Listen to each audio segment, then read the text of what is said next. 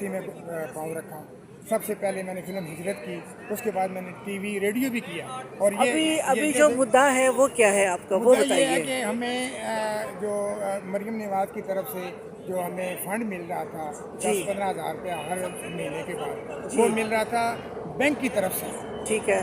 لیکن جب یہ 90,000 روپے کا انہوں نے اعلان کیا ہے ہم جیسے غریب آرٹسٹوں کے لیے, تو وہ انہوں نے جائز کیش اور اپنا الحمرہ کی طرف سے یہ پیش کیا. لیکن جب تک بینک کی طرف سے ملتے رہے ہیں تو ہمیں بڑے آرام سے مل رہے تھے. جب جیش اور الحمرہ کی طرف سے ملے ہیں تو خرد برد ہوئی ہے. ہاں جی, اس میں گڑبڑ ہوئی ہے. اور ہم جیسے جو فنکار ہیں جو خاص طور پہ اسٹوڈیو میں عرصے سے کام کرنے والے ہیں, ان کو نااہل قرار دے دیا گیا.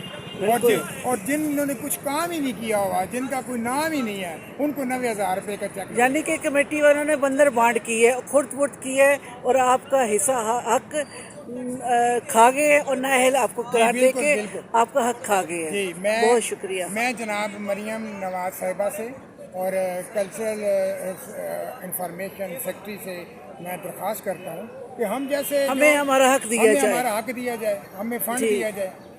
اگر نہ دیتے تو شروع سے ہی نہ دیتے, اگر دیا تو ہمیں بھی دیں. جب 90,000 کی باری آئی ہے تو ہمیں فنڈ نہیں ملا. بالکل. چلیں, بہت شکریہ. اور ہمیں بحال کیا جائے, ہمیں بحال کیا جائے. بہت شکریہ.